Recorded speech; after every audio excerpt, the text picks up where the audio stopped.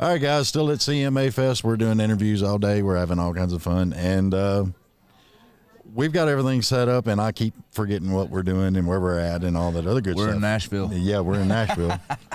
I think one time I was born and raised here. I'm not real sure. Unicorn. Why does everybody keep saying that? Nobody's ever born here anymore? Very few of you. Very few. Yeah. Okay. Well, Yeah. everybody, please welcome Jay Allen. What's up? Totally off track. This is the way it's been all day, though. I mean, Hey, this is real. That's how it goes, man. well, I mean, I Roll do. with the punches. I do more conversation. I don't do a whole lot of Q&A, you know. That's how it should be. The best stuff comes out of that. Well, I think so. That's why I just do it that way. But it's just crazy. But I was reading all your stuff, and then I'm amazed at how many voice people I've got on.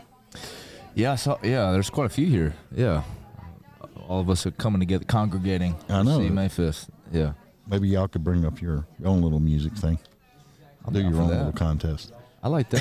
A voice comeback, CMA Fest show. I like that. Yeah. On to something. Hey, well, you know. Anything's possible. Good ideas come up from just being crazy. I have really smart women on my team that can accomplish anything, so we'll throw the idea around. You never know. I'm down. I only get 5%. I'm good. He's taking his portion already. We have an idea for later. Oh, yeah, it's a good idea. I'm like a muse. I give a lot of ideas out, and I keep nothing for myself. So, I mean, I might as well throw out. Well, I might throw out that 5% right off the bat. Just, you know. He's taking his portion. He's taking his portion for the idea. It's funny. I love it.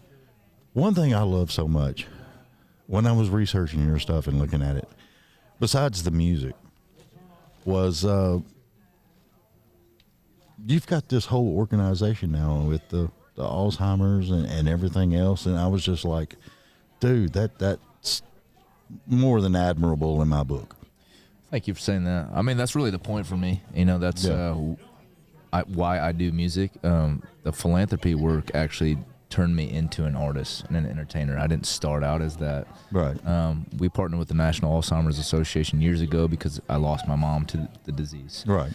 So it took her life very quickly. She was diagnosed at age 51, took her life in 2 years and 9 months. Wow. While she was still sick, I actually was on tour. I had a song on the highway, and so I signed on with a booking agent, and they were booking me, so I was out with like big acts like Jake Owen, and we were actually opening up for Chris Lane, and decided to bring my mom on stage to share our story and sing the song that I wrote for her. And she was 52, but she looked like she was 80. It just was stealing her life from her, and it educated people quickly, and everyone got quiet in the crowd. And I told the story, sang the song, and a guy took a video and he put it on his Facebook page.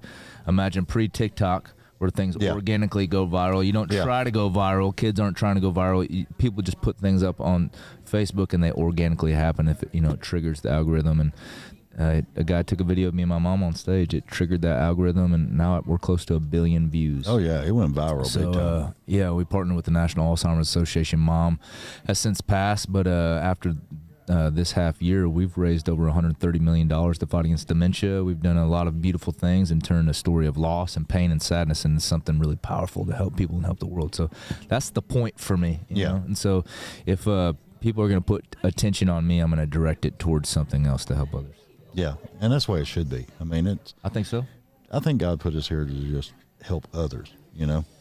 Well, when I try to help myself and, do selfish things, it doesn't really pan out for me. When I try to put the focus on something else other than myself, it tends to work out for me. So I'm going to continue on that path. It's not an easy path. Oh, no, it's not. It's the road less traveled, but it's the most rewarding when you get to lay your head down at night and be like, man, I did my best today.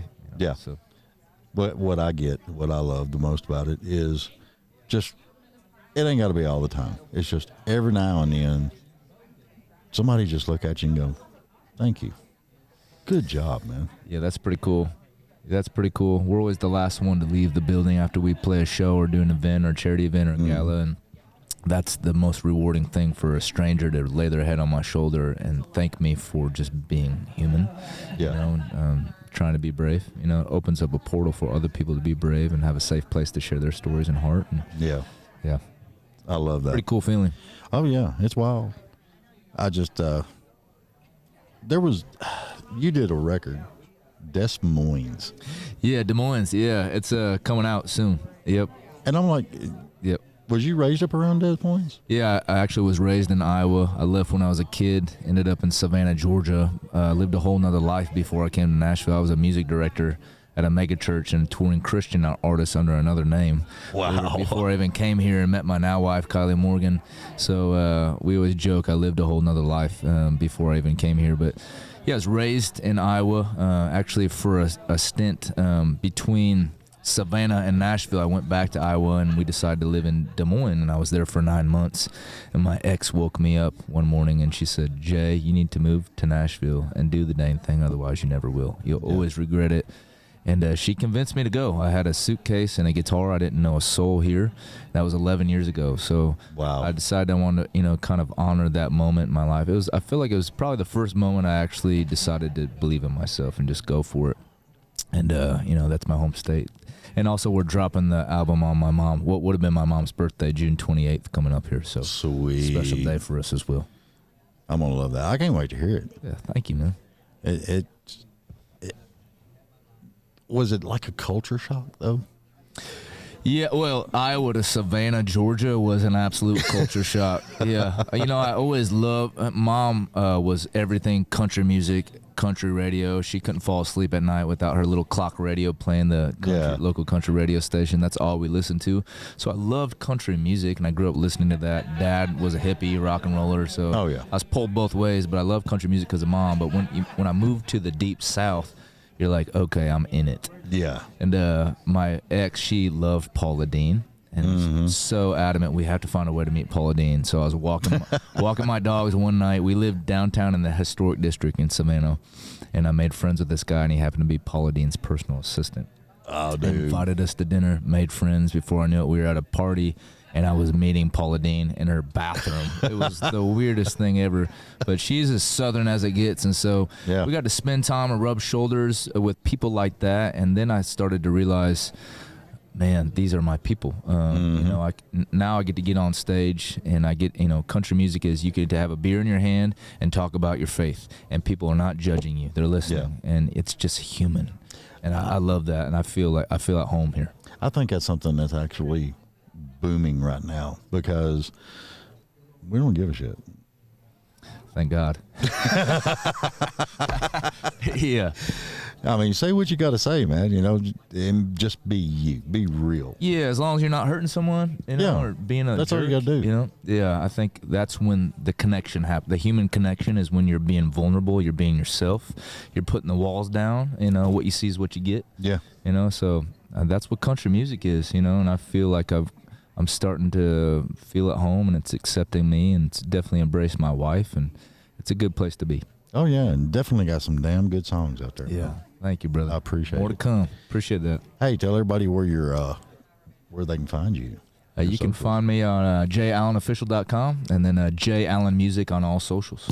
Sweet. So, you see if you get online, see a guy that looks like the lead singer of Maroon 5, but it may not be him. That's me.